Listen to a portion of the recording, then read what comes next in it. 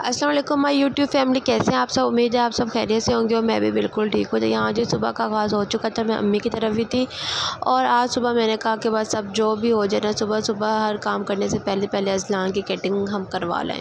तो हम कटिंग कराने के लिए चले गए और अज़लान पहले पहले तो बड़ा रोया और बाद में उसने बड़े आराम से बैठ के कटिंग करा ली।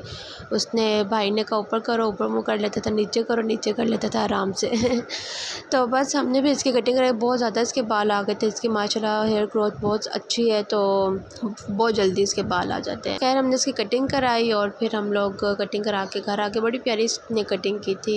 ये वाला जो है ना बार्बर, इसी से हमेशा हम कटिंग कराते हैं। ये बहुत अच्छी कटिंग करता है। बाकी जो होते हैं वो क्या करते हैं कि सिर्फ मशीन फेर देते हैं, तो सिर्फ मशीन से लुक नहीं आती बच्चे की। तो थोड़ी कटिंग भी हो जाए ना कैंची से तो बहुत अच्छी लुक आती है। अच्छा, यहाँ पे जो है अम्मी बना रही थी कीमे वाला कबाब बना रही थी, तो अम्मी ने यहाँ पे अंडा भी डाला था, इसमें मैदा भी, बेसन भी और बाकी सारे जो हरी मिर्चें और प्याज जो है वो अम्मी ने बाद में डाले थे। बाकी सारी चीज़ें अम्मी ने उस कीमे के साथ ही सारी कर ली थी, चॉप कर ली थी, प्याज़ों को भी और मिर्चों को भी और बाकी सब चीज़ों को, मसालों को। और जो प्याज है वो बाद में एंड पे बारीक बारीक इसी तरह चॉप किए हुए वो एंड पे डाले थे, तो उसका बड़ा अच्छा टेस्ट आ रहा था। तो बस यहाँ पे मैं बच्चों के लिए नाश्ता बना रही थी और नाश्ते में इनके लिए मैं छोटे छोटे पराठे बना रही थी। 2 बच्चे हैं, वहाँ मेरा भतीजा भी है, तो फिर इन दोनों का इकट्ठा ही नाश्ता बनता है। यहाँ पे फिर अंडा बन रहा था दोनों के लिए और बस इनको खिलाए इन्होंने। ये जब इकट्ठे होते हैं बच्चे तो फिर ये सही से नहीं खाते। इनको बस ये होता है कि हम बस खेलते रहें और कूदते रहें, बस यही इनका होता है। तो बस यहाँ पे इन लोगों को खाना नाश्ता करवाया और यहाँ पे अम्मी जो है वो एक कबाब बना के चेक करवा रही थी कि बताओ कैसे बना। ये आपको प्याज नज़र आ रहे थे, तरह अम्मी ने जो प्याज है वो बिल्कुल एंड पे डाले थे ताकि इस तरह नज़र आए, तो बड़े मज़े के लगते हैं। फिर जी मैं वापस आ गई घर आ गई और आते साथ ही मैंने फरमाइश कर दी कि मुझे गोलगप्पे खिलाए जाएँ। तो मेरे आने की खुशी में एक आध चीज़ तो हमने बाहर से खानी ही होती है तो हमने गोलगप्पे खाए। फिर हम वही एज़ ये मॉडल बाज़ार चले गए। इतना रश होता है आजकल, तो यहाँ पे अज़लान को जो है वो ग्लासेस पसंद आ गई। हमने इसको ग्लासेस लेकर दी और ये वाली नहीं ली थी, हमने ब्लू वाली ग्लासेस ली थी। तो सारी हम चेक कर रहे थे कौन सी इस पर सूट करी, तो हमने ये जो ब्लू वाली इसने पहनी हुई है ये हम लोगों ने इसके लिए ले ली। अच्छा, फिर हम पत्थर वाले स्टॉल पे गए। यहाँ पत्थर की कुछ और भी नई चीज़ें आई हुई थी, बड़ी मुझे अच्छी लग रही थी। कुछ जो है वो इस तरीके से सिलबट्टा वगैरह आया हुआ था, तो मैं सोच रही थी कि ये अगर हम चाय बनाते हैं उसमें इलायची कूटने के लिए, कोई भी छोटी मोटी चीज़ कूटने के लिए बड़ी अच्छी रहती है और बड़ी रीज़नेबल थी। 200 की थी, डंडे समेत 200 की थी और मुझे बड़ी प्यारी लगी थी। ये वाली मुझे इतनी अच्छी लगी, ब्लैक वाली इतनी अच्छी लगी। मेरा दिल था कि अब मैं नेक्स्ट टाइम जाऊँगी तो लाजमी लेकर आऊँगी। एक दफ़ा मैं देख आई हूँ लेकिन बस दिल में रह गया कि मैं लेने जाऊँ। और ये जो बेलना वगैरह ये भी बड़ा ही अच्छा था। अच्छा, यहाँ पे जो है वो मैंने निहारी का गोश्त निकाल लिया हुआ था। निहारी के मैंने सारे ऐसे पैकेट बना के रखती हूँ ताकि मुझे याद रहे कि कौन सा किस चीज़ का पैकेट था। ऐसे मैं जो है वो नाम लिख कर जो है वो लगा देती हूँ, उससे आसानी रहती है। निहारी के लिए एक अलग किस्म का गोश्त होता है जो बोंग वाला गोश्त जिसे कहते हैं, और साथ मिर्गियाँ भी होती हैं, तो इसके लिए अलग से एक पैकेट बना के रखना होता है। खैर यहाँ पे जो है मैं आपको ऑथेंटिक आज रेसिपी बताने लगी हूँ। यहाँ पे सबसे पहले लहसुन अदरक का पेस्ट मैंने ले लिया था। उसको जैसे वो हल्का सा ब्राउन होना शुरू हुआ, मैंने इसमें सारा अपना जितना भी गोश्त था वो सारा डाल दिया था। मैंने एक ही पैकेट बनाया था और मैंने इसी में कहा था कि चलो जिसको देना शेना होगा इसी में से दे दूँगी। और बस यहाँ पे जो है वो मैं निहारी मसाला डाल रही थी। निहारी मसाला मैंने पूरा पैकेट नहीं डाला था, मैंने थोड़ा सा बचा लिया था क्योंकि फिर बहुत ज़्यादा जो है वो मिर्चें हो जाती हैं। इसलिए आप कोशिश किया करें कि घर के कुछ मसाले डाल लिया करें।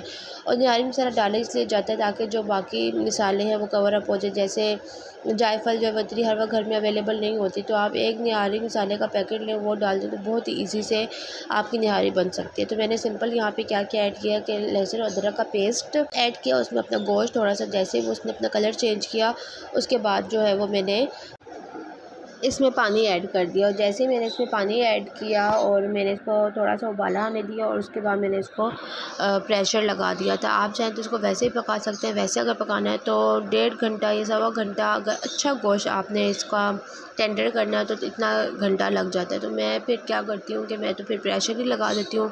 प्रेशर में मैंने इसको आराम से 15-20 मिनट दिए थे ताकि अच्छा सा गोश्त जो है वो टेंडर हो जाए। यहाँ पे दूसरी साइड पे मैंने आधा कप जो है वो ले लिया था आटा ले लिया था। कुछ लोग इसको वैसे भी डाल देते हैं, लेकिन लेकिन जो इस तरीके से मज़ा है ना, वो जो खुशबू आती है आटे की और जो उसका कच्चापन होता है वो दूर हो जाता है।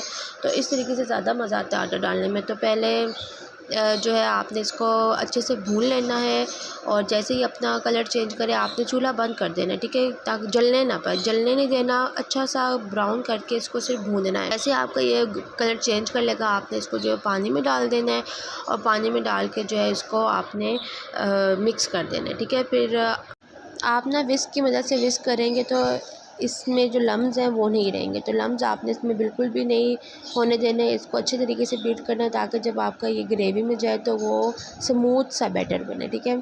यहाँ पे मैं तड़का भी बना रही थी, तो तड़के के लिए सिंपल मैंने प्याज लिए थे, और प्याज इसलिए भी ज़्यादा क्योंकि उनके आधे जो हैं वो अंदर हांडी में जाएंगे और आधे जो हैं वो गार्निशिंग के तौर पे जो है वो यूज़ होंगे। तो मैंने आपको पहले बताया था मेरे हस्बैंड को बहुत पसंद है, तो मैं इसलिए लाजमी बनाती हूँ, मुझे तो इतने पसंद नहीं है।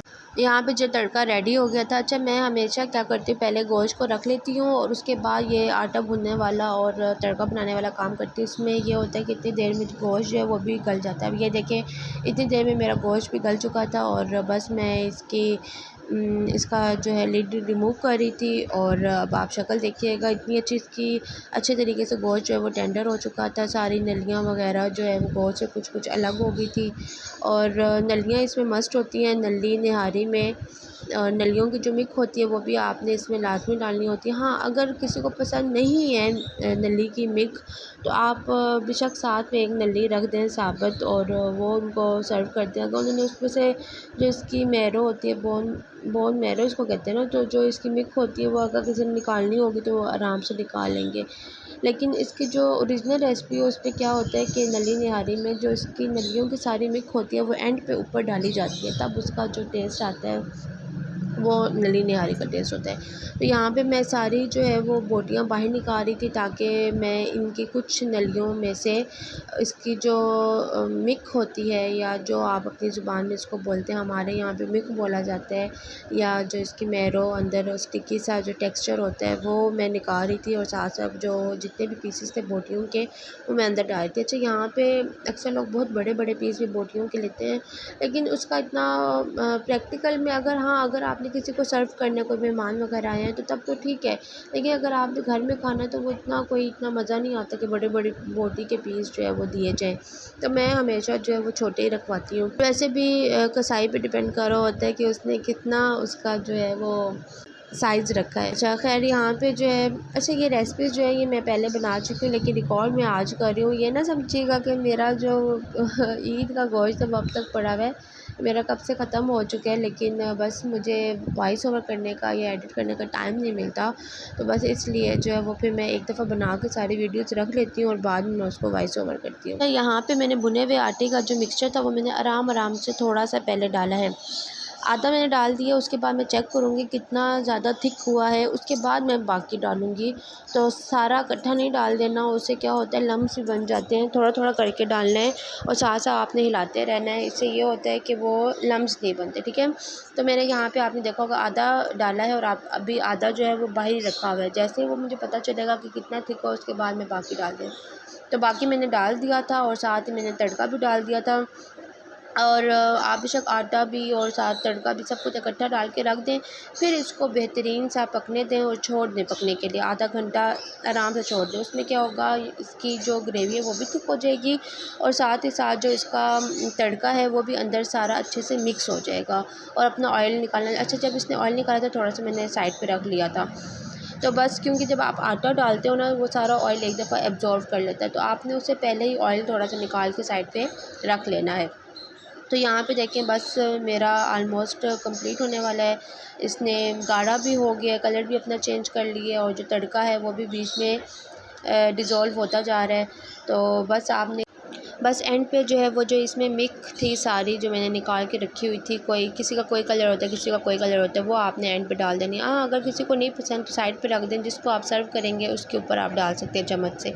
तो बस मैंने तो इस पूरी हांडी में डाल दिया था, और बड़े मज़े का टेस्ट आता है। असल नली निहारी तो होती ही यही है कि नलियों में से जो उसका सारा गूदा वगैरह होता है वो ऊपर डाला जाए।